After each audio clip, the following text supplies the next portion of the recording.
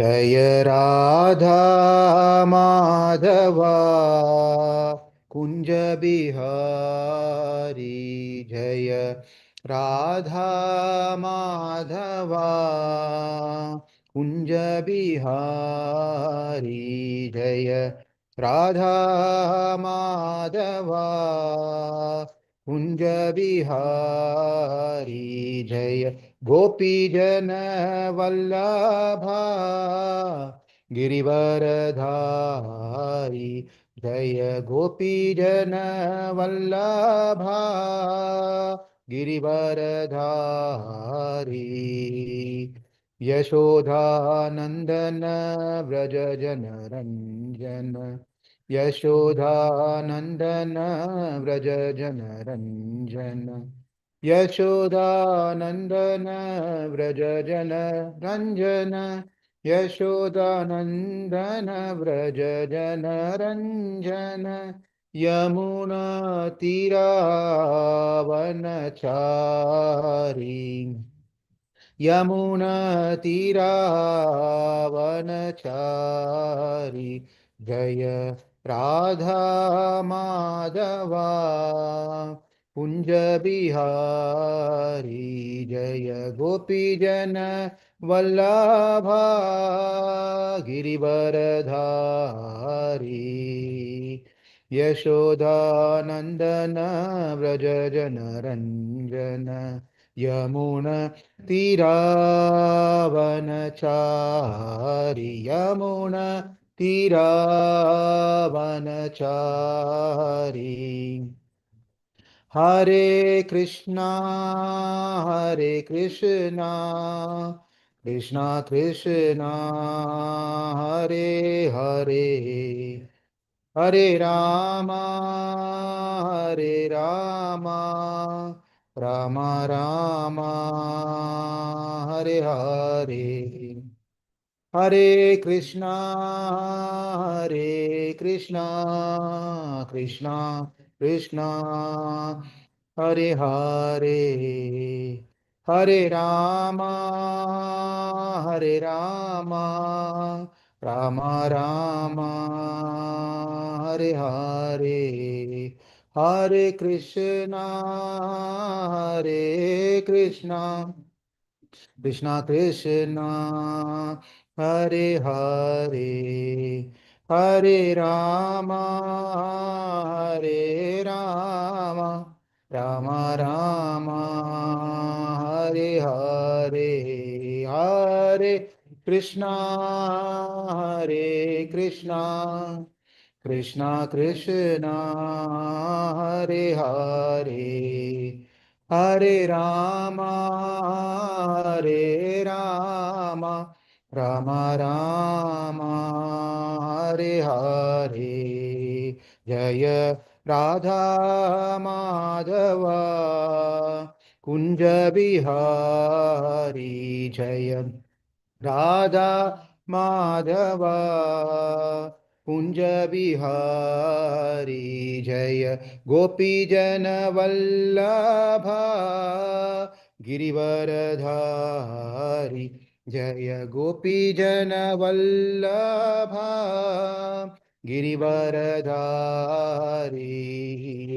यशोधानंदन व्रज जन रंजन। यमुना तीरावनचारी। यमुना तीरावनचारी। जय राधा माधवा कुंज बिहारी। ॐ अज्ञानां तिमिरान्धस्य ज्ञानाञ्जनाशलाकय चक्षुरुन्मीलितं येन तस्मै श्रीगुरवे नमः। श्रीचैतन्यमनोभीष्टं स्थापितं येन भूतले स्वयं रूप कथामयं ददाति स्वापदान्तिकं। वन्देऽहं श्रीगुरु श्रीयुतापदकमलं श्रीगुरून् वैष्णवांश्च श्रीरूपं सागरजातं सहन रघुनाथान्वितं तां सजीवं साद्वैतं सावधूतं परिजनसहितं Krishna Chaitanya Devam Sri Radha Krishna Padan Sahana Lalita Sri Vishakhanvitamscha He Krishna Karuna Sindhu Dhinabandho Jagatpate Gopesha Gopika Kanta Radha Kanta Namostute Tapta Kanchana Gaurangi Radhe Vrindavaneshwari Rishabhanu Sute Devi Pranamami Hari Priye Narayanam Namaskritya Naram Shaiva Narotamam Devim Saraswatim Vyasam Tato Jayamudirayet Vasudeve Bhavati Bhakti Yoga Prayojitaha Janayati Asu Vairagyam Jnanam Cha Ahaitupam Yat Ahaitupam Nashta Prayeshu Abhadreshu Nityam Bhagavata Sevaya Bhavati Uttama Sloke Bhaktir Bhavati Naishtake Vasudeva Paravedha Vasudeva para makaha, Vasudeva para yoga, Vasudeva para kriyaha, Vasudeva param jnanam, Vasudeva param tapaha, Vasudeva paro dharmaha, Vasudeva para gatihi, Krishnaya Vasudevaya, Devaki Nandanaya cha Nanda Gopa Kumaraya, Govindaya Namo Namah, Nama Sankirtanam Yasya Sarva Papa Pranashanam, Pranama Dukkha Shamanat. Tam namami harim param Hare Krishna Krishna Krishna Hare Hare Hare Rama Rama Rama Hare Hare Hare Krishna Krishna Krishna Hare Hare Hare Rama Rama Rama Hare Hare Hare Krishna Krishna Krishna Hare Hare Hare Rama Rama Rama Hare Hare.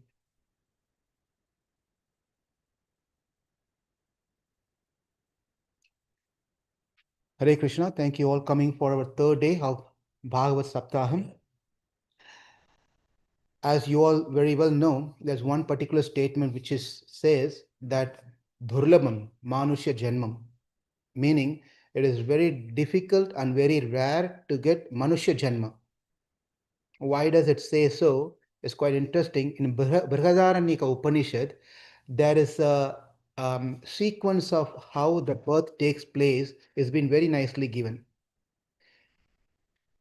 Consider a starting point where actually there's no starting point of when we started our life, but then considering at one point as a starting point, say we have been coming down from a heavenly planet.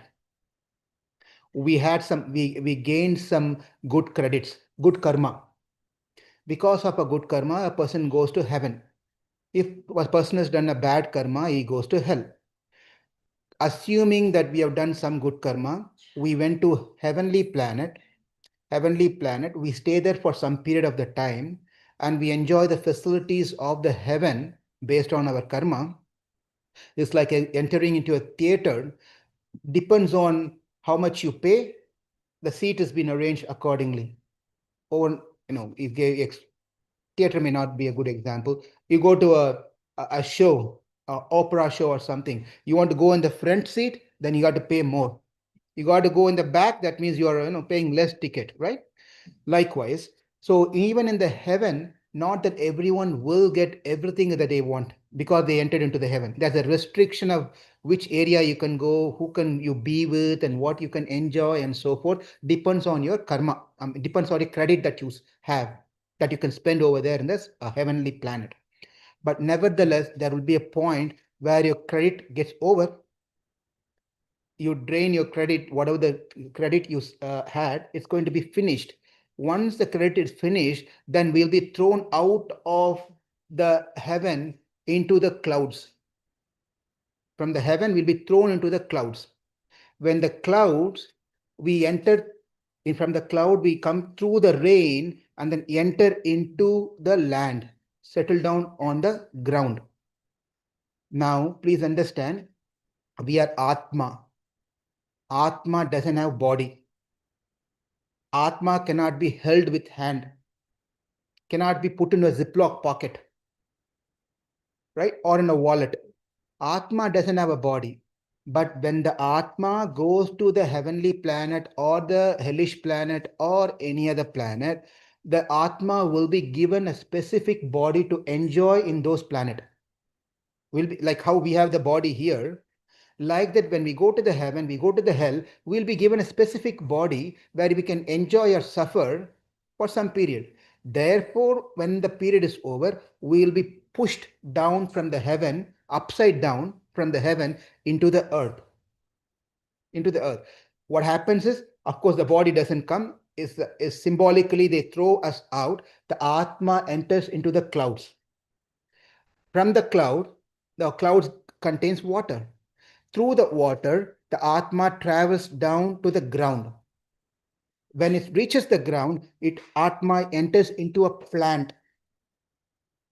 From the plant, the grain is consumed by a man.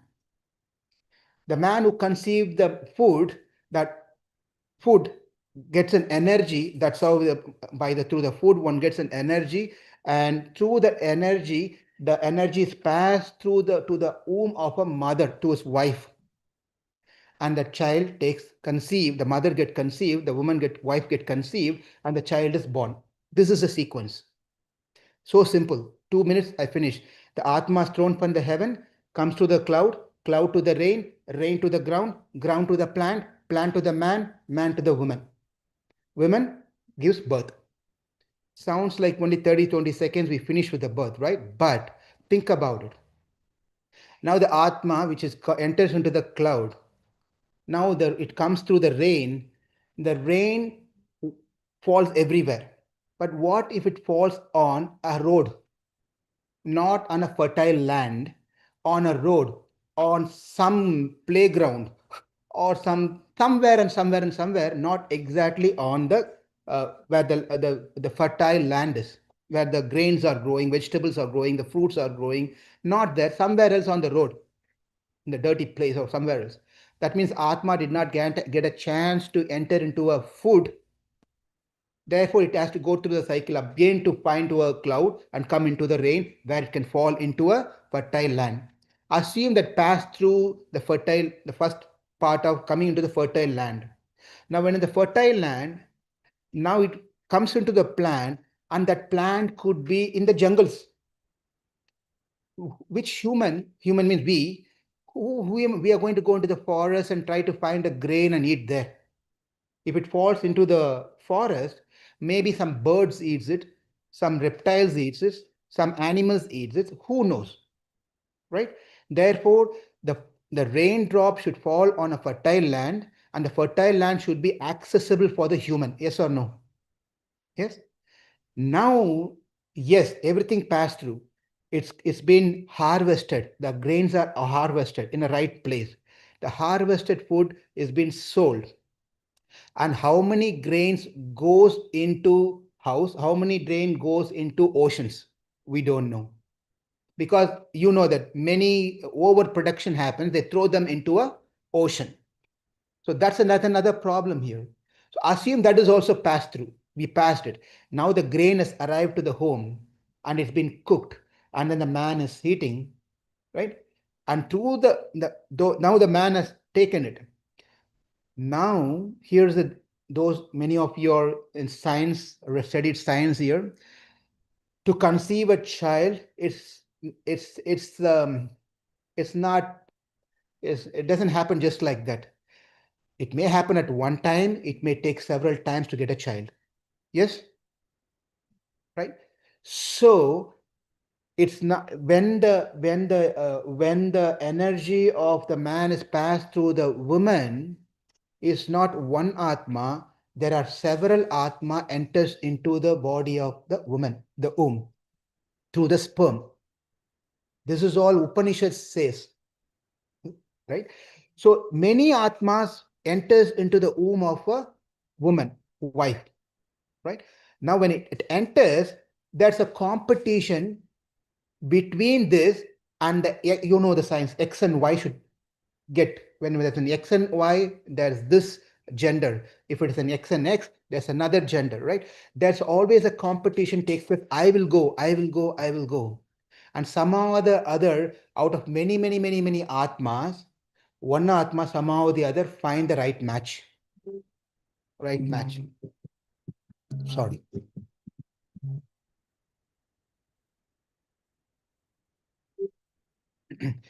finds a match. Now the girl is conceived. They don't say right away. They wait for few months, 3 months or so, to make sure everything perfect, and then they tell the parents and relatives and so forth after 3 months, because anything could happen within 3 months. We all know that anything could happen within 3 months' time. Therefore, the conceived women, the parents, who are in family way, they wait for a few more months to make sure, yes, it's confirmed now. We can go and announce it. Right? Now it's successful. That means that it's been convinced that the Atma has taken a shelter in a womb and is going to take birth. But from 3 months to another 6 more months, there's not much guarantee. Again, there could be possibility of something could happen. Even at the time of delivery, that sometimes happens, the baby doesn't, turns around and the umbilical cord get around. So many things can happen to the baby. There's a lot of risk for the baby within the womb also. But somehow or the other, the child comes out. But the child who's taken birth has life, but also it's important the baby who is born should be healthy. Yes? There could be many other problems for the baby. Therefore, to be born as a human is rare. To be born as a human with all the facilities of the body to be fully function is also rare. We could have all defects. That is why Shastra says, Durlabham Manushya Janmam. You could have been born as a monkey. You could have been born as a worm in a stool. You can be born as a donkey, or you can be anything else for that matter. Or a COVID virus. You could be born as anything for that matter. But after all this, you went through all this escape, somehow passed. Finally, you came and took a body of a human. Durlabham Manushya Janmam. That is why it is rare to get a human body. Why? Because of this reason, Brihadaranyaka Upanishad says, therefore, we have to make use of this human body in a right way, so that we can no need to come back again in a different form. You have been given a right tool to use. If you misuse the tool will be snatched away. You can't. If you're going to use a weapon that you have, start shooting around your neighbors and other people, the license is going to cut, the weapon will be taken away, you'll be put into the prison. Likewise, if we are not using the human body, which is given for what it's been meant to be used, then the human body will be taken away and we'll get other bodies, which is much better for what our consciousness is. That is why Manushya Durlabham Manushya Janmam. Now, with that human form of life, Vyasadeva has given what are the thing that we need to do, because Parīkṣit Mahārāja, if you remember, Parīkṣit Mahārāja asked yesterday, 24 hours back, he asked, what are the things that I should hear? What are the things should chant? What is that I need to do with the body, my body? What am I supposed to, who am I supposed to remember? Who am I supposed to worship? Please tell me this one, Sukadev Goswami. This is what he asked 5. Who can ask these 5 questions? Who can ask this 5 questions? And a donkey can ask? A monkey can ask? A cow can ask? Dog can ask? None of this thing can ask this question. Who can ask? Human can ask this question. Only human can. Atato Brahma Jignasa. Therefore, our important things as we come into this world, we should ask this question: what am I supposed to do? When some of you are born here, some of us came out into this country. But when we came to this country, we started asking, okay, where should I go and apply for my license? Where should I apply my social security number? Where should I file my tax? We asked all these questions, right? Because this place is a new place. We just did not just walk everywhere and nowhere and go to Snooks and said that, can I apply for my SSN over here? Right? We didn't do that one. Likewise, when we came here, we started inquiring, okay, I am in St. Louis, Missouri, United States. Where should I go for this one? What am I supposed to do? What am I not supposed to do? Because you've been driving your car in India on one side of the driver's seat, you cannot do the same thing over here. You should drive the way that this country tells you to drive. Likewise, When we come into this world, we need to follow the rules and dharma that's given for this world. And that is applicable only for humans. Animal does not have any of those rules and regulation. It's only given to human. Now the question is, why only human? Why not to animal? Why? Because it's only human has the six senses, and the important thing is the human can discriminate things. The animal does not do that. Of course, the animals can also have some sense of things, but they are not so much like the human. Their intelligence are limited compared to the human intelligence. But the humans are given more intelligence. For this reason, do right thing, don't do the wrong thing. Try to understand what is the purpose of you coming into this world. Why you're existing here? What am I supposed to do? Therefore, this Bhagavatam is given to us to understand and apply this. When Bhagavatam was completely written by Vyasadeva, now for anything we have to keep a title. If you're writing some novel, when you're writing some literature, that novel, that literature article should have a title. Yes? You have to publish a book means, article means, it has to have a title. And Vyasadeva was thinking, what should I give a name for this 18,000 slokas that I've written? He's not given the name yet. He started writing everything. 18,000 slokas were over. Now I was thinking, he's not given the name called what? Bhagavatam. He's not given the name as Bhagavatam. He's thinking, what is the name I should give to this literature that I've written, which is 18,000 slokas? Then he again started reading his own writing. He went through Canto 1. Oh, Canto 1 speaks about the Parīkṣit Mahārāja, speaks about Krishna's coming into this world and so forth. Second thing talks about Virata Rupa. Third one talks about Varaha Avatara. Fourth one talks about Naranarayana. And fifth one talks about Rishabhadev. This is all incarnation of God that we went through 24 names yesterday, Avatar. So in the fifth one, it talks about Rishabhadev. And the sixth one talks about Narasimha Kavacha, a specific Kavacham, a mantram. And then the seventh canto talks about Narasimha Avatar. And then the eighth one talks about Kurma, Varaha, Matsya Avatar. And then the ninth canto talks about Parasurama and Rama Avatar. And the 10th canto speaks about Krishna Avatar. And then the 11th canto talks about Hamsa Avatar. And the 12th canto talks about Vatapatra Sai, where Krishna is lying down on a leaf. That's the last canto, where he was lying down as like a baby, small baby. Have you seen some murti or something where Krishna is lying down on a small leaf, where he's sucking his toe, right? That is on the 12th canto. 12th canto. So seeing that, Vyasadeva thought, oh, all the cantos I'm speaking about Bhagavan. Therefore, let me name this book as Bhagavan, which is Bhagavatam. Then he thought, well, I'm written so much about Bhagavan, which will be pleasing for the devotees. If you read Krishna's avatar, the devotees will be happy. But what will make Krishna happy? So he went through the pages again. He went through the same, read again. For us, if we read one book, we say we have read it. The one who was written, Bhagavatam, was going through the second time now. Then he thought, Canto 1. Who was written about Canto? Bhishmadev. Canto 2, Katwanga. Canto 3, Sanat Kumaras. These are all we are going to see as we go through. Sanat Kumara. Fourth canto, Dhruva Maharaj, tomorrow's topic. Dhruva Maharaj. Fifth canto, Jada Bharata. Sixth one, Ajamela, who chanted only one time at the last time of death. Seventh canto, Prahalada. Eighth canto, Gajendra. Ninth canto, Ambarisha. And then 10th canto, Gopis. And then 11th canto, Uddhava. And 12th canto, Markandeya Rishi. Then he thought, oh, I've spoken about all the devotees of God.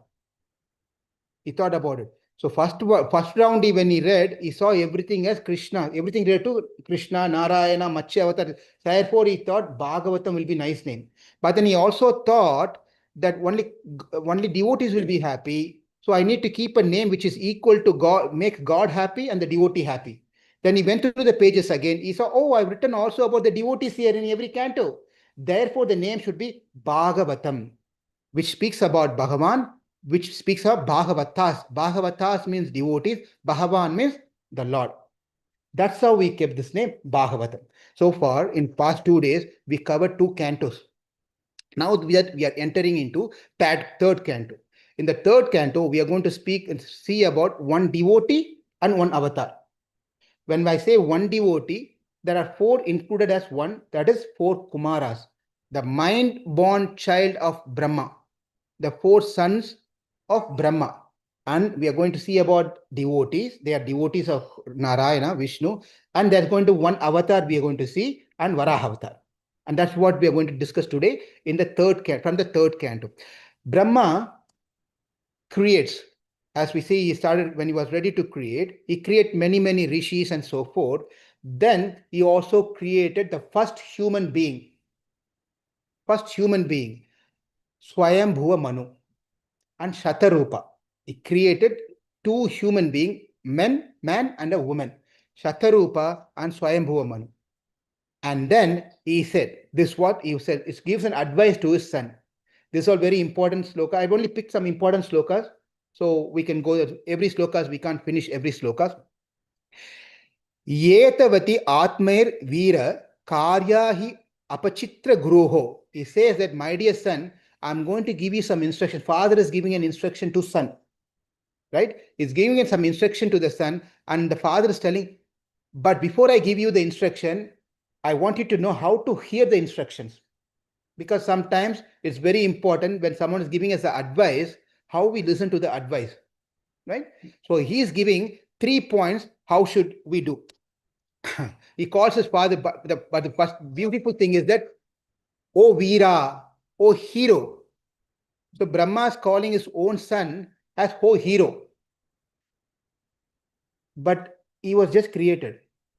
He has not done any heroic act yet. But Brahma is calling, oh Veera, oh great man, oh hero. Why? Because he has to get his work done. Sometimes you have to praise someone before even they do the work, like how we have to do to our children. You are such a nice kid, go and get me a glass of water. Otherwise, they won't get the water. And once they get the water and come, you have to tell one more thing. What is that? Otherwise, it's a big offense. Big offense. You see, the father has to thank their children, for getting glass of water. Otherwise, there's a big offense. Sometimes being in this country for so many years, my sister sent me send me something, something she sent me, and then I sent a message, thank you. She said, why are you saying thank you? She got offended. I said thank you. The culture is so different. In India, they get offended, brothers and sisters, if you say thank you, they get offended. Here, they get offended if you don't say thank you. Therefore, Brahma is so very smart. He knows the things will change as we come into 2026. Therefore, he said, oh hero, to his son who has not started anything yet, to encourage him. So anyway, so he said this one. So he said this, my dear son, listen to me. I'm going to give you some important instruction, but I wanted to apply these 3 things when you hear. Number 1, when I'm giving instruction, you must hear the instruction with full concentration. Number 1, you should hear with full concentration. Number 2, when you hear the instruction, you hear the instruction with full interest. You should have some interest when you've been instructed something, with full desire. Number 2. Number 3 is saying that when you hear an instruction that has been given, don't show your enmity or envy. You don't show envy. 3 things. When any elders come in our life, when well-wisher comes in our life, and they give some advices, we have to apply this 3 principles when we open our ear. We have to hear, we have to pay full attention, not to check, tell. I'm just sending a message here. You don't do this one. Concentration should be there. Someone is giving us advice, good advice, pay full attention. Stop your attending your phone, looking here and there. Eye-to-eye contact. You have to have eye-to-eye contact. And then when you do this one, what happens is that the other person will become more he'll be very happy to give a kind advice to us, right? Now, when the advice is, when we are hearing the advice, we have to show that we are interested to hearing what you're saying with full interest. And the third thing is, we should not envy that person who's giving, who are you to give me advice? Sometimes this happens. Someone comes and as if I don't know what you're saying. I know, you don't tell me anything, sir. I know everything, right?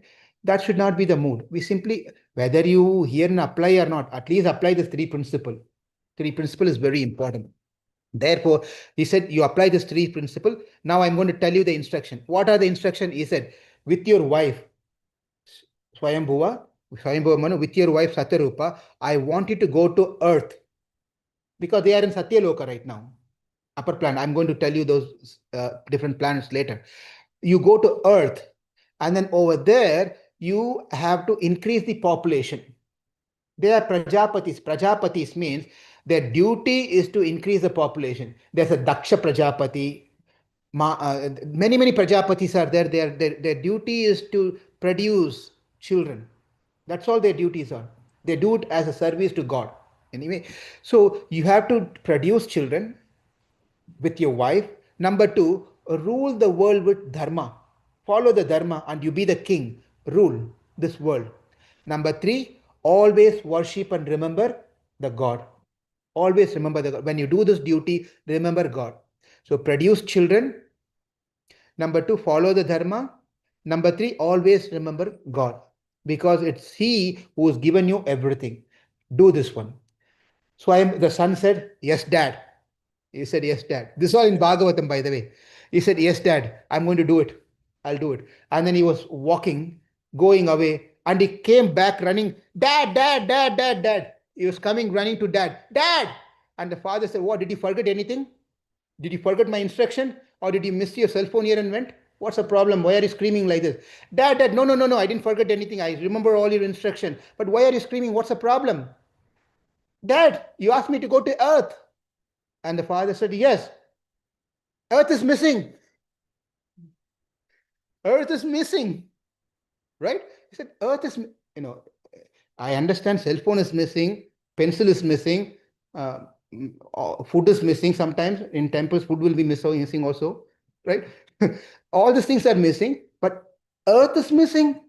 What are you talking about? Earth is missing. Yes, you asked me to go to earth to do these things, but earth itself missing. Where can I go? So therefore, my dear dad, get the earth back. Earth has been immersed into an ocean. So get it back up to its position. Therefore, I can do what you said. Follow your instruction. At that point of time, Brahma says this one, my dear son, that is not my, as they say, that's beyond my pay scale. Brahma said, that's beyond my pay scale. I can't do that one. Lifting the earth and putting it in position. I only do what is being, I go by papers. This is the instruction. Follow step A, B, C, D. If something else comes in between, I don't know what to do. This is a situation which I cannot handle, but one person can handle who is actually the original creator of all the system. Because I didn't create the system. I'm a secondary visarga, sarga, visarga. This is how we should know what are the 10 subject matter. God creates the initial setup. The secondary creation is taken care by Brahma. Therefore, Brahma doesn't know how to do the initial setup. He doesn't know. He has to call the customer service. Something is not working, sir. Please come here. 1-800 number. Come back and fix it. The earth is missing. The bolt nut has been fallen off. We don't know how to set it. You come and fix it back. So we have to make a 1-800 number call, help desk, and then let's call our Supreme Father, Narayana. He is the one who did this one. Therefore, he is the only one who can come and take care of this thing. As he was thinking and talking like this, Brahmaji closed his eyes and meditated upon his father, Krishna, Narayana, Vasudeva. He was meditating. While he was meditating, interesting thing took place. This is what it says here this is from the third canto, where it says that Srajato me kshitir varbihi plavyamana rasam gatha, where it says that Brahma was in a thought, deep thought, how am I going to get the earth out of this ocean, which has been submerged, it's been pushed into this ocean? How am I going to get it out? As he was thinking, and he was thinking about Krishna, thinking about it, something interesting happened. Something interesting. What is it? That we go to the next sloka, where it says, this is the sloka this is the part where as amazing thing happened. As he was breathing and breathing out, from his nostril, something fell off. From our nostril, something will fall off. That's not the thing. From Brahma's nostril, a small entity came out. That was a boar, a wild boar of a size of a thumb. Iti abhidhyayato nasha vivarat sagasanganah varahatoko niragad varagatko niragad angushta means this thumb size is from his nose. A thumb size of a wild boar came out. As soon as it came out, the size of this thumb, it grew into a size of an elephant immediately. It was not drinking some health drink and all those, what is it, enrich or whatever. Huh? Whatever, you all know what it is. Complan or different things. It didn't drink any of those things to grow into an elephant. Within matter of second, the thumb size pig, boar, grew into a size of an elephant. Within another few seconds, it grew further like a mountain. Within another few seconds, it grew into a beyond the size where we can't even see where the head is. It grew so big that boar. That time Brahma understood that this cannot be an ordinary boar. It should be the Supreme Lord who has descended to save us, to save Mother Earth. And that is none other than Varaha. Varaha appeared right at that moment. It was so wonderful. Everyone was gazing about this, what's happening here, amazed, thrilled to see Varahadev. They were seeing Varahadev like that. And as Varahadev was growing, he was growing, just he's passing through all this planetary system from his legs were going down and head was going up. He was just so huge. And then as soon as he grew so big, then he took his tail, the pig's has their tail, and then smashed on the ground over there and turned around and jumped down into an ocean. Without any delay, it dived into the ocean. As you were diving into the ocean, it divided the ocean into two parts. The sound that it created, the roaring sound that the boar created, it shattered many people's heart. They were just wondering what's happening here. All the devatas, all the gandharvas and yakshas and kinkaras, they were all thinking where the sound is, roaring sound is coming from. And they could see this big, huge boar. Right? It's just diving into this ocean for some purpose. It just dived into it, entered into the ocean, and found Mother Earth over there, and it lifted with a tusk. It took Mother Earth just up like this and swam again to the top surface. As he was going up, behind there was a demon. The name of the demon is not mentioned yet, but there was a demon who was following Varahadev. He was coming behind Varahadev, chasing him to catch hold of Varahadev. And then, but what Varaha did was he went and he placed Mother Earth in his right orbit. Wherever the Mother Earth should be fit, he placed Mother Earth over there and then turned back and came back into the ocean and fought with this demon and killed the demon. The demon was dead. And the Varahadev was glorified by all the rishis, and especially the rishis. They said, seeing the Varaha, they say that your skin is Vedic hymns and Gayatri mantra. Your body hairs are the kusha grass. Your eyes are clarified butter, that's the ghee. Oh Lord, your tongue is the plate of sacrifice. Your nostril is a plate of sacrifice. Your belly is eating plate for the sacrifice. Your the holes in the ears is another sacrificial place. Your mouth is a place for Brahma's offering. Your throat is a place for sacrifice of Soma. And they just go on and describing that Varaha, you are none other than Yagya. In a Yagya, you need to have all these articles. Therefore, Varaha Dev is also called as Yagya Murti, Yagya Varaha Murti, because of this reason, as is said in the Bhagavatam. And as they said this one, then even the Devata started glorifying. The Devata said, Namo Namaste Akila Yagnya Dantave Tito Grihitamala Sattva Murtaye.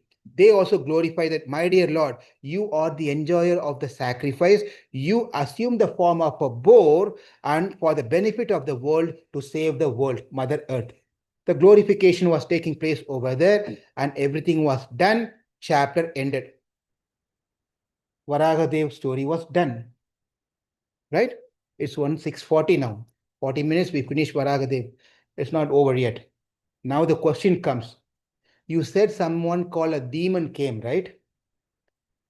Who's the demon? Next question. Who's the demon? Question, who's the demon? Okay.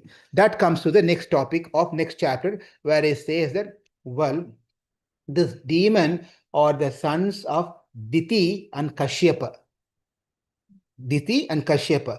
Brahma's son, Brahma's grandson is Kashyapa. Kashyapa's wife is Diti. Diti's father is Daksha Prajapati. Okay. Now they got married. They had a nice life. They are having wonderful. But then on one particular day, Diti approached her husband in a evening. It's called Pradoksham time, a very auspicious time. At that time, you should be engaged in doing some worship and so forth. You shouldn't be engaging in any other activity. At that point of time, Diti approached Kashyapa and expressed a desire. My dear husband, I want to have a child. I'm desiring to have a child. Could you please bless me with a child? And Kashyapa said, well, definitely, we will have a child. And Diti said, well, I understand that, but I need child. Let's work on it right now. Let's work on it right now. Child is not going to happen. It's not like go and buy someone something from the shop. It's a process. As we saw, it's a process. It's going to take few months, an year almost to get a child. Therefore, I don't want to wait for tomorrow. I want to have a child. Let's get together. Let's get. Kashyapa said, well, this is not the time. Wait for some more time, and then we will unite. We will unite. But Diti was not happy. He said, my dear husband, his husband duty is to satisfy wife needs. I'm asking for a child. What's the problem for you to give me a child? At that point of time, she got upset. This is a beautiful thing. Kashyapa, you see how an husband-wife conversation takes place. It's so nice. He doesn't yell at the wife, and wife does not yell at her husband. There's no any fights going on with the family here. Because you didn't satisfy me, I'm upset with you. It's not like that. See how Kashyapa is responding to his wife is very nice. He says that Harvashraman upadhaya swashramena kalatravana. She says, my dear wife, you are such a sweet lady, such a wonderful lady. I'm going to satisfy your desire. You should understand that wife plays a very important, this is what Kashyapa says, wife plays an important role in man's life. What is it? She becomes a vessel to carry the husband, help the husband to cross over the material existence. That means like how a ship helps to cross a passenger from one place to another place, wife also plays a role to her husband to for the husband to make a smooth journey to cross over this material world. Number one, wife's responsibility has been told here. What's the wife's responsibility? Wife should help the husband so husband can get moksha. Not because you are having fight. Not for that reason. Hey, let him get moksha. He's torturing so much. Not in that sense, in good sense. Okay. So that's number one. Second one is Kashyapa is saying that wife is a yam ahur atmanohi ardham. Ardham means half. He's saying wife is a better half. He said, you are my better half. How can I neglect you? You are my better half. You are the one who's been there with me during the good time and bad time. Therefore, you're my better half. He's praising her like that. And the third thing he's saying is that because I'm married to you, you are my commander in chief. You are in commander in chief. Because I am married to you, I'm not getting into your bad habits. If I'm not married to you, I may get engaged into all different activities. I'm safe because I'm married to you. Otherwise, I'll be roaming around and doing many, many other things. So you are helping me in many, many ways. You're helping me to cross over the material existence by making sure I'm following the Dharma. and you're my better half. You're always following, helping me. How should I do? And because I'm married to you, I'm not doing anything wrong. How nicely he's talking, and how he's telling us a message how a wife should be and how a husband should respect a wife. He says these things. But the problem is, Diti was stuck. She was stuck. Right? He said, no, that's all I understand, but I need a child now. Now, that point of time, Kashyapa is saying that, my dear wife, wait for 45 minutes. That's 48 minutes. That is one Muhurta Kala. Just wait for 48 minutes. This 48 minutes, let it pass. Because this is Pradosha Kalam, where Lord Shiva is traveling with his Gana, Bhuta Ganas, and we should not do any other activities. We should respect Lord Shiva as he's passing through this time. We should not do any other activities. We should worship the Lord Shiva as he's going through. And she said, forget about all these things. I don't know. I just need child. Come on. Kashyapa said, well, so be it. So be it. It's done. He comes out, goes to the river, takes bath, and comes back, purify himself, and sits to complete his whatever is Sandhya Vandana and all those things, Puja, Agni Homa, whatever he stopped, he started continuing to do this. Diti comes out of the room. After coming out of the room, she's thinking, maybe I should have waited for 48 minutes, as my husband said. Something stuck. My husband told me to wait for, it's just 48 minutes.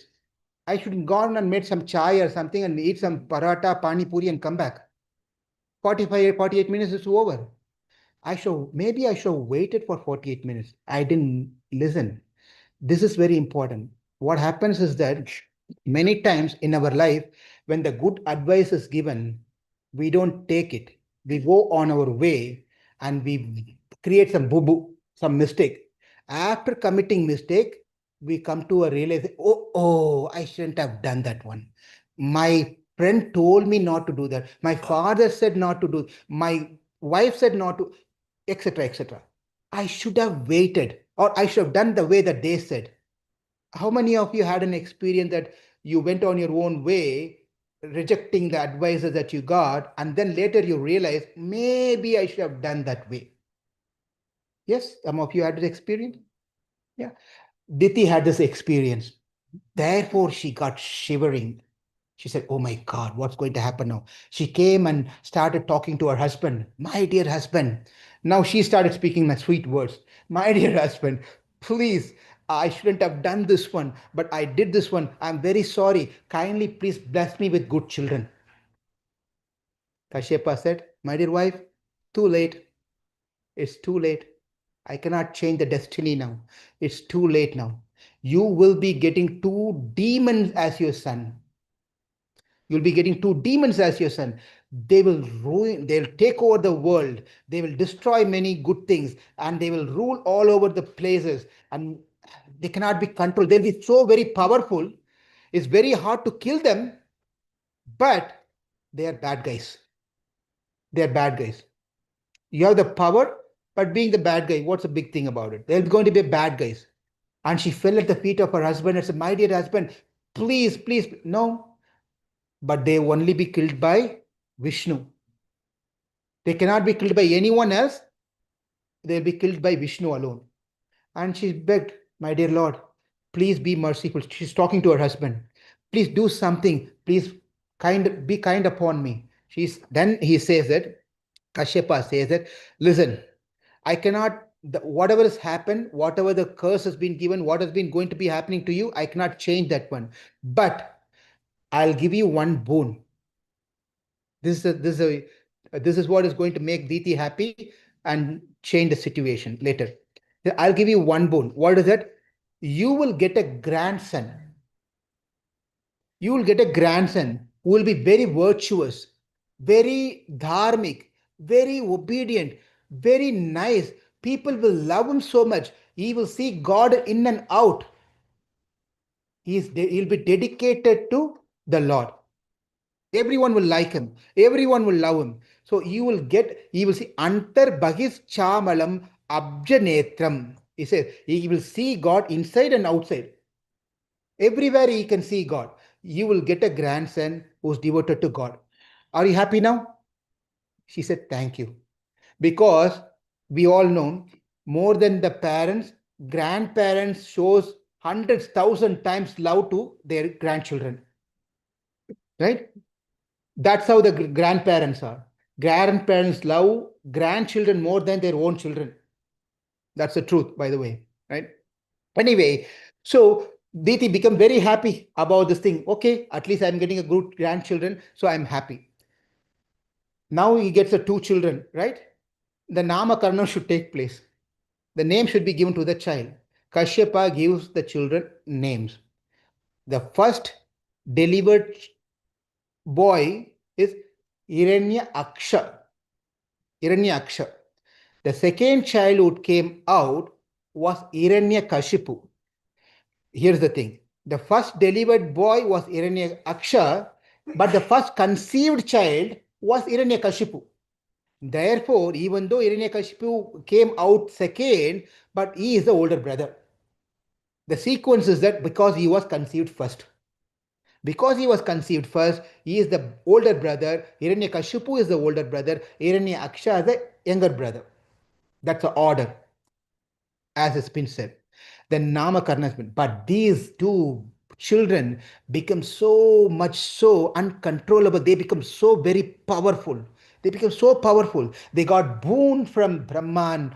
They become so much so that even the Devatas ran away from their place. They ran away from the place. Now, Hiranyaksha is always wanting to serve his brother, older brother, Hiranyakashipu. Therefore, what he did was, he took Mother Earth and took her from his position and hid her deep into the ocean. And that's when Varaha came, he saved Mother Earth and killed Hiranyaksha. The chapter comes to a conclusion. Now, again, another question comes. Why the demons were born, these two demons were born to Diti? Why? Who are these two demons? That's the question comes. Now the next chapter starts, a description of Vaikunta, where how Vaikunta is, how beautiful it is, how everything is is untouched by mode of rajas and tamas. It's not touched by mode of passion and mode of ignorance. It's Suddha Sattvam. Suddha Sattvam is pure mode of goodness. Everything in the spiritual world, everything in Vaikunta doesn't go through old age, disease, death, and birth. They live eternally. Every matter also has lives over there. Every matter also has lives over there. And everything is joyful over there. That is Vaikunta. So a lot of descriptions will be given about Vaikunta Loka. Over there, on one particular time, these four sons of Brahma, Chaturkumaras, they can travel anywhere and everywhere. They are a free passenger, the travelers. They have free pass because of their yogic power. They can travel anywhere and everywhere. They don't need to book a ticket in advance, put insurance on the ticket, cancellation. None of those things is needed for them. They can travel anywhere. So as they were traveling, one time they came to Vaikunta. One time they appeared to Vaikunta. They were coming to Vaikunta. Vaikunta has 7 gates. There are 7 gates. Gate 1, gate 2, gate 3, like how you have different security system. You have to pass through. Over there in Vaikunta, 7 gates are there. This 4 child, they're the oldest, by the way. They appear like a 5-year-old boys, but they are older than anyone else. These 4 boys were coming into Vaikunta as they thought, okay, let's go take darshan of Lord Narayana. So they came, gate 1, gate 10 opened. They went to gate 2. Gate 2, every gate had doorkeepers. The doorkeeper said, yes, sir. And they opened the gate. And the second gate was opened. Third gate was opened. Fourth gate was opened. Fifth gate was opened. Sixth gate was opened. Seventh gate, as they were walking, all this gate they were not even asking. They were just walking. The gate was opened. When they came to the seventh gate, there were two doorkeepers. They stopped them. They stopped them. You can't enter. They stopped them on the spot. We want to do a security check. Did not let him enter. As soon as they stopped, at that point of time, the sages became so very enraged, very angry. They said, what qualification do you have that you can be the doorkeeper of Vaikunta? Because in Vaikunta, there is no dualities. This is what they say. There's no dualities in spiritual world. The dualities are here in this world. That means what? There's a good and there is bad. There are friends, there are enemies. Yeah, there are always dualities in this world. There's a pain and there's a pleasure. In the spiritual world, there is no pain. There's no enemies. And everyone over there are good people. Always. Therefore, you doubted us. When we can come to this far, passing through 6 gates, we are coming this far, you should understand who we are, but you stopped us. Therefore, you are not fit to be in the spiritual world. You fall down into the Manushya Loka, into this world. You are fit to be demons. You're just fit to be demons. They utter the curse on these two doorkeepers. As soon as they uttered the curse on this doorkeepers, their names are Jaya and Vijaya. Jaya and Vijaya. Now you have to come to who are this Jaya Vijaya, right? If you want to see who Jaya Vijaya is, if you go to any of the Vishnu temples, before you go to the main altar, the main sanctum inside, near the entrance outside the altar, you on the left hand side and the right hand side, you will see two personality standing with 4 hands carrying the club, chakra and all this exactly identical to Lord Narayana with 4 hands, Sankh, Chakra, Gada, Padma, carrying the disc, carrying the club, carrying the Sudarshana chakra and carrying the lotus flower. Likewise, they will also be standing outside. They are identical to the form of the Lord who is inside, but they are Jaya and Vijaya, the doorkeepers. You can, when next time if you go, please observe. You go to the Vishnu temple, you should see these two over there. Right? And you have to get permission before going, otherwise they will stop us again. And we are not like these 4 sages. We can, hey, you're not letting me in, you become demon. We can't tell these things. We are already ourselves demons. Right? We have no power to do all those things to them. So we should not be doing this. Rather, we take permission from Jaya Vijaya and go into the temple. Anyway, coming back here, Jaya Vijaya just literally, I want to say, but they got really scared and then fell at the feet of these 4 sages. We made mistake. Please, please, please forgive us.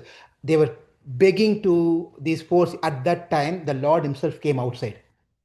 This is a beautiful thing. The Lord himself, he appeared on Garuda, sitting on the Garuda, one hand on Garuda like this, and then he was appearing in front of this the conflicts between the sages and the doorkeepers. He appeared right there, and he said, the way he said, Tad Vam Amushya Paramasya Vaikunta Bhartuhu Kartum Prakristam Iga Dhimahi Mandadibhyam. So over there, this is after description of this Vaikunta planets, which I said then Lord said, what you have done is the right thing. He said to the 4 sages, what you did to these boys over my doorkeepers, my servant, a right thing you did. They shouldn't have done what they have done.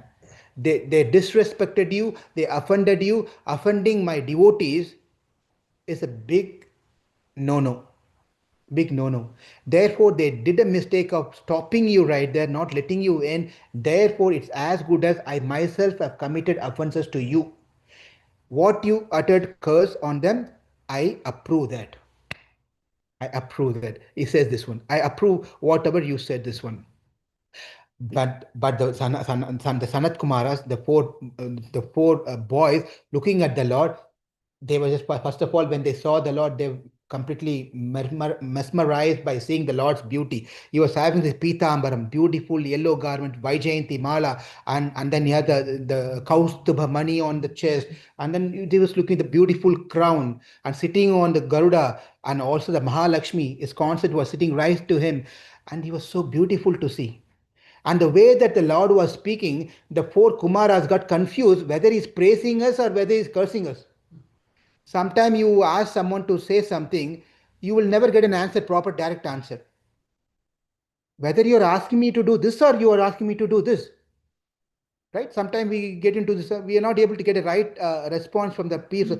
Krishna, when he said what he was talking in such sweet, nice words, the four Kumaras saying, Lord, are you approving what we did or are you not approving? We cannot understand from what your words are. It's like you're pleasing us. The Lord said, yes, I'm very happy with what you said, but what they did was wrong. Therefore, I let them go. They have to be born as a demon.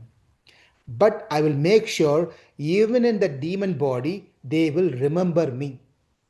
This is a blessing disguised in the form of curse. Right? Even in the demon's body, they will remember me, so that after they finish their curse 3 times, they will come back to me. They will come back to me. After saying this one, the four Kumaras went back, and then there was a short conversation between Lord Narayana and the two gatekeeper. The gatekeeper was don't know what to do. Like they put their head, they understood they made a big mistake. Therefore, the Lord will tolerate anything, but he will not tolerate when his devotees are offended. Therefore, when we are dealing with bhaktas, when we are dealing with the devotees, we should be very careful. We should not think that they are ordinary people. Everyone who do worship are devotees. Therefore, we should be very respectful to anyone who come to the temple, anyone who doing to any worshipable place. We should be very respectful. We should not offend them. When we offend them, and irrespective of even you give 100,000, 200,000, whatever donation you give, so many seva you do, but you offend a person, God is not going to be happy. God is not going to be happy. Therefore, we should respect the human. You should respect, especially the devotees, the bhaktas who are trying to cultivate, trying to show their love to God. God is not going to be happy if you offend the devotees. This is the lesson we learned from this one. Now, he turns to the boys, the two doorkeepers, and said, well, are you all ready? It's time for you to go. Be born as demon. But don't worry, we'll make it fast for you. We'll make fast for you. You be born 3 times as demons, and then you come back. Therefore, these demons are born. The first lifetime they took was Hiranyakashipu, Hiranyaksha, as sons of Kashyapa and Diti. That's the first round. Okay.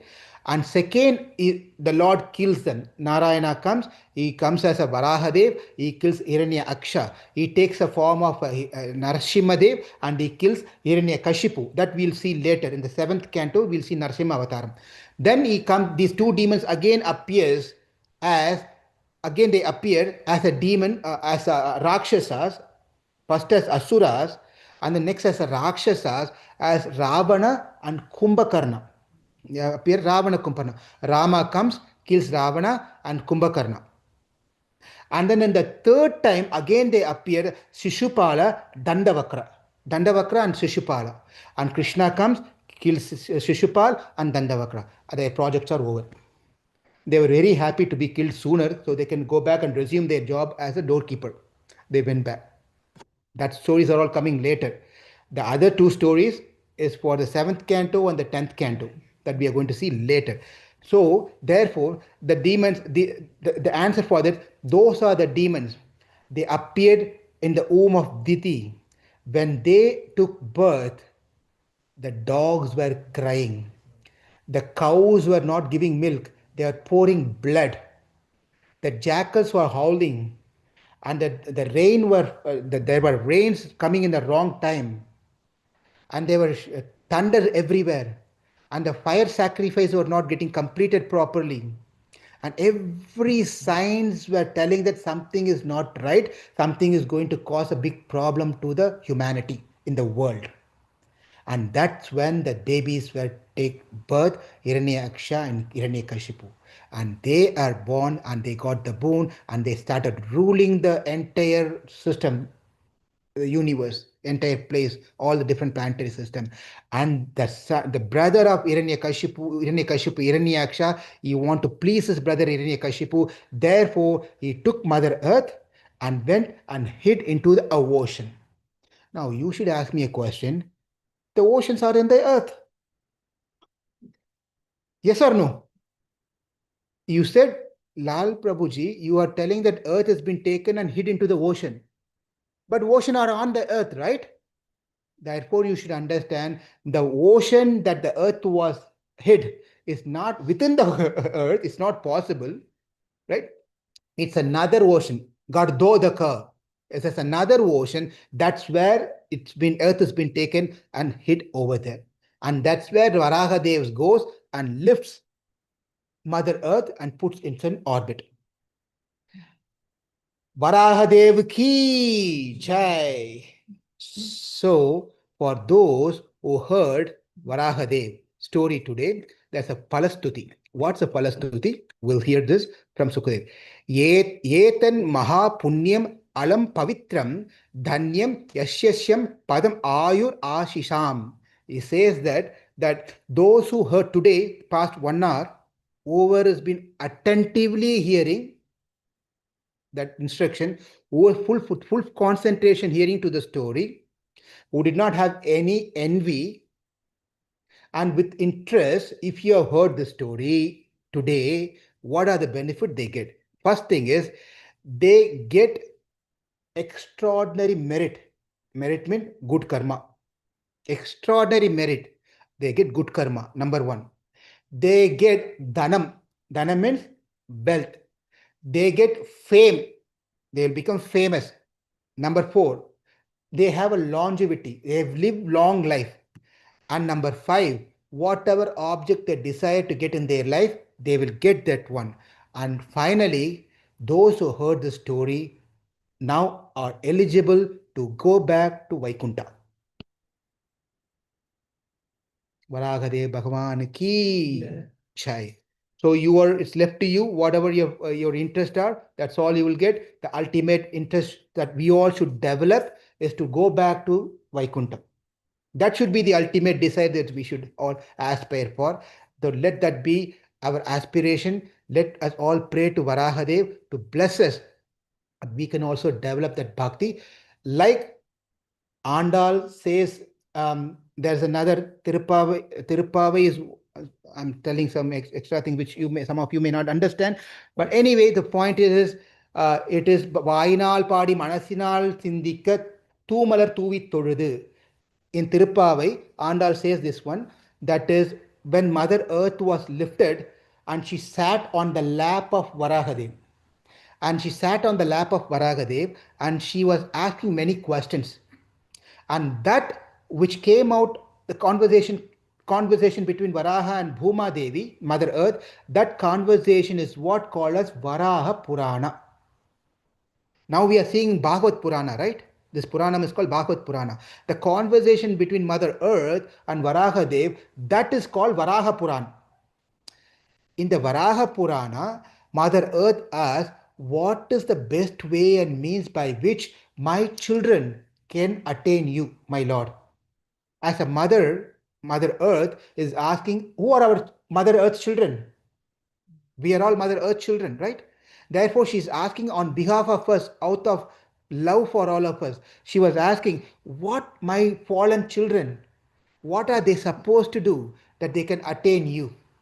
At the time, Varahadev says, it is very easy. Let your children think about me, worship me, chant my name, do some kainkariya. Kainkariya means seva, making garlands, washing the temple, any of these activities. Let them do these things and they can easily come to me. Vaayinal paadi, manathinal sindhikka, malar toovi tozhudu. This is what Andal says in Tiruppavi, where she says that you have to chant the name of Lord Krishna. You have to think about Krishna.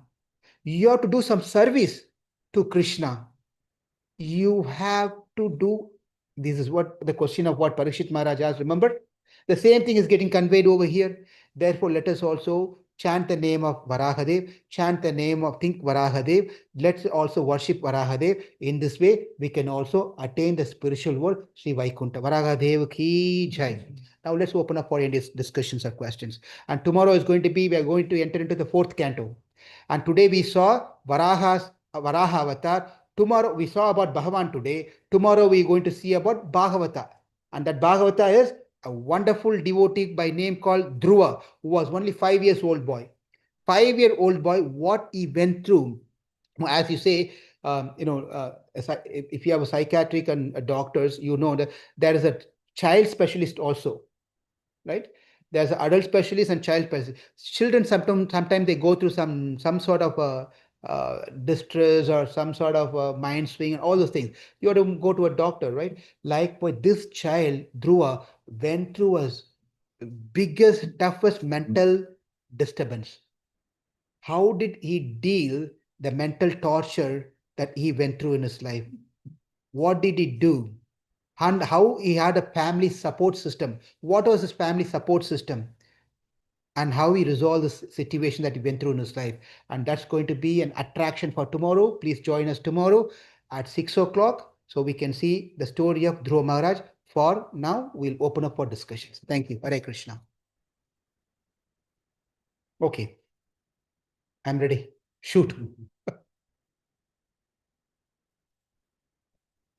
Hare Krishna, Prabhuji, Dhanvat pranams. So, so Prabhuji, I mean, like in Vaikunta means like, I think like no one will have like a krodha and all these things, right, Prabhuji? So how can Sanat Kumara is having a krodha and give a sap to the Jaya Vijaya, Prabhuji? Okay. So the question, I'm going to re-say the question. Vaikunta is a place where there is no anger, lust, greed, envy, illusion. None of those things are present in this Vaikunta. That is spiritual world. All those things are present in this world.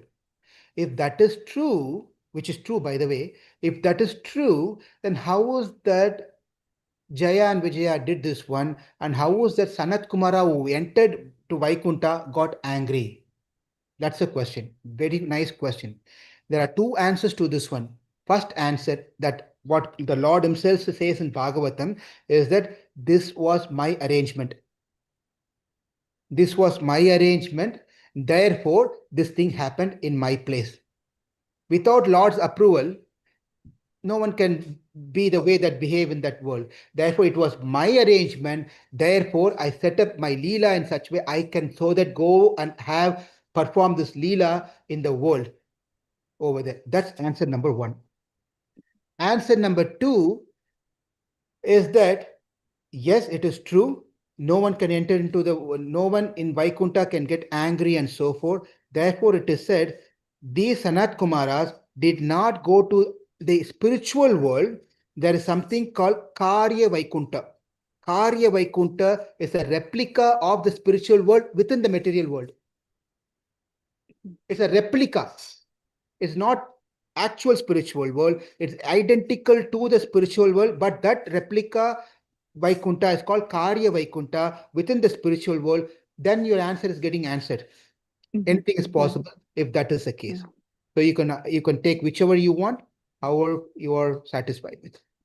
Thank you, Prabhuji. Whichever you are satisfied with. Thank you, Prabhuji. Thank you. Okay. Anyone else? So why would the Lord would say, Ajay, why would the Lord would say, he said that I did nothing, thanks and the, why would he do that? I didn't. Okay. So the thing is, why would Lord want to do this one? Send them down, make an arrangement in such a way he want to send them down. The Lord is a fun man. It's a fun personality. Sometimes he want to have fun in a way. He also for example, as a parent, I do this also sometimes. We fight with our child. Not that we are hitting and fighting. The son wants to fight with father. They have a gun and thought playing with the father, and the father also tried to take a toy gun and try to, this interaction happens with father and son. To give pleasure, that father plays with the son. Likewise, the Lord also want to have fun time, fighting with someone, because he has different natures. Some of the thing he want to exhibit to the world. He also want to have a fight. When he wants to have a fight, he wants to have a fight with someone who is equally qualified. No one is equal to God, but at least to some point where he can be able to fight with someone. Who else can be more qualified than someone who is resident of the Vaikunta? Therefore, he choose them to go down, become a demon, they can fight. That's number one reason. Second reason is, the Lord made this arrangement in such a way, therefore, we can have Bhagavatam, we can have Mahabharata for the devotees to relish the greatness of God. If these things doesn't take place, Hiranyakashipu was not there. Prahlad was not tortured by Hiranyakashipu. Narsimha is not going to come down. If Narsimha is not going to come down, then Prahlad is not going to be saved. If none of these things takes place, how you and I will understand God is there to protect us? It all will be in written format. God will protect you. Well, yeah, that is good to read. But how? Well, he came down. He saved Mother Earth. He saved Prahlad. You can read this. For that reason, he performs Leela for people like us to understand, yes, Lord can protect us. Lord can do whatever for his devotee pleasure. Therefore, he, out of his own choice, he put them down. These are some answers. Then can we say Yes. that everything is a leader? Huh? Then we can say that everything could be a leader, right? Everything could be a play. Even this is his play. You have to elaborate for me to comment on what you said. Yes, so I mean, whatever, even right now, sitting listening to this, that could be part of Leela too. They could be playing right now. Leela Vattu Kaivalyam. There is one sutram in Brahma Sutra, Vedanta Sutra. There is one sutram called Leela Vattu Kaivalyam. The Lord created this world for what reason? There was a question raised. Why did Lord create this world? That's a question. The sutram says, for his pleasure. For his pleasure. There's a big problem. For his pleasure, I'm suffering here. What do you mean by this pleasure? I'm suffering here and you're telling us pleasure? Your answer is for pleasure. That the reason that Lord created this world,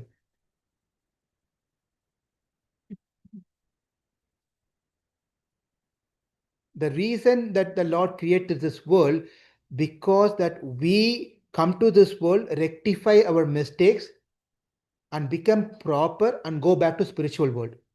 That is the reason why God has created this world. But when we came here, instead of making use of the actual purpose of this creation, we started misusing it. When we started misusing it, then it becomes a fun for the Lord. Like how father says a son, oh, don't go that side. There's a pit over there, you'll fall off, don't go that side. But the son doesn't listen to the father, he walks and falls off. At the time, father says, I told him. He puts a smile on his face and says, I told. He smiles, right? It's not sarcastic. He's saying, I told him, he didn't listen to me. He smiles. And that smile is a Leela for the Lord. That's Leela for the Lord. Purpose is lost, but it becomes fun for the Lord and otherwise. In one way, that is what you say comes to true, that if you're not following, if you're not doing anything, that for Lord, whatever we are doing, it becomes a Leela for him, fun for him, in that sense. Okay? There's lesson for us in this. In every Leela. Every Leela has a lesson. Yeah. Every Leela has a lesson that we learn. Okay. Anything else? By the way, we have 11 more minutes. You're all standing up. So I'm not going to let you go by 7. I have to wait for 7:30. As I start on time, I want to end on time too. So I have 11 more minutes to hold you all. Hare Krishna, Prabhuji. Dinut Pranam. Niraj, Hare Krishna. Prabhuji, just one question in this, the same regards. When we say Kashyap Gotra, is it the same like the lineage of Kashyap Rishi? Yes, correct. Kashyapa Gotra. But don't think that you're demon now. So Aditi and Aditi, He had multiple wives. Diti is one. He had many number of other wives, that daughters of Daksha Prajapati. So yes, that's the Kashyapa Gotra, is that coming from there. it is very hard. Like how did the system traced, like we are originating from Kashyap Gotra or whatever Gotra? How did this all happen? This is the parampara system. How do you know Bhagavad Gita, that you're hearing Bhagavad Gita today is coming from Krishna? How do you know? I'm asking you a counteracting question by asking Yes. question to tell you the answer. How Yeah, do you? same through the disciplinic succession. It's the same thing. You Yes. heard your Gotra from your father. Your father heard a Gotra from your grandfather. It goes line up. It's not a made up thing, something. It's not like because you like Amitabh Bachchan, I'm Amitabh Bachchan Gotram. It's not, doesn't work like that. It's a lineage. We follow our parents. That's how the Gotram is defined. Okay, Hare Krishna. Hare Krishna, thank you.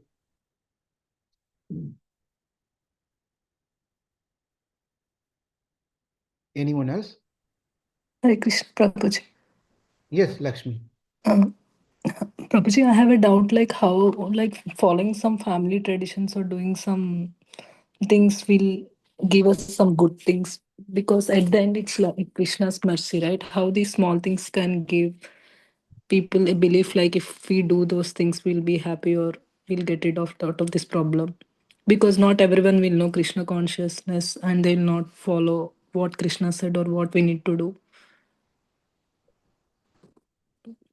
I'm trying to understand your question. So people are doing good things, and how do we understand Krishna consciousness?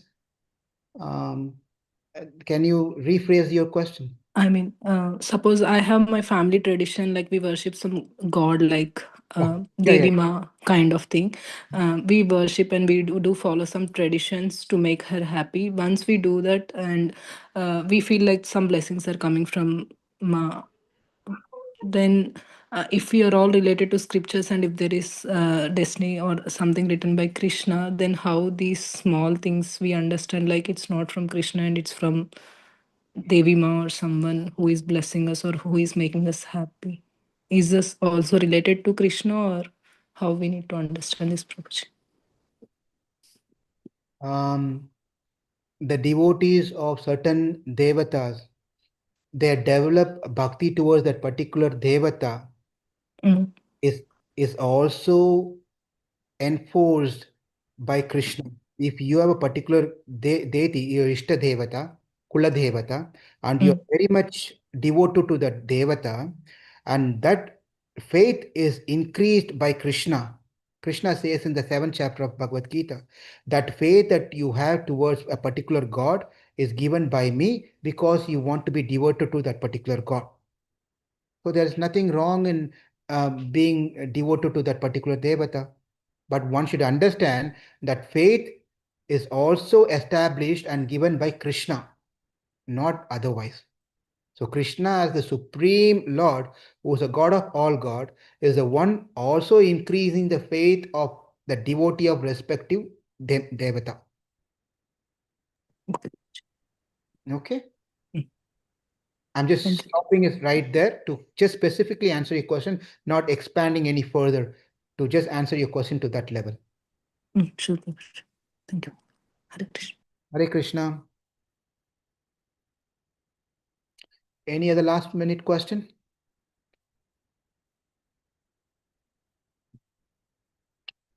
Okay, if not, we will all go to Swayambhuva Manu back tomorrow, and his children and his grandchildren stories are coming tomorrow. And please join at 6 o'clock to continue this wonderful Bhagavata Yagya. You all started continuously coming. Please continue to come tomorrow also at 6 p.m. Central Time. Hare Krishna. Thank you. Please forgive me for any offenses. Thanks for tolerating me. Thank you. Hare Krishna. Hare Krishna, Prabhu. Thank you very much. Thank you, Prabhu. Hare Krishna. Thank you, Prabhu. Hare Krishna.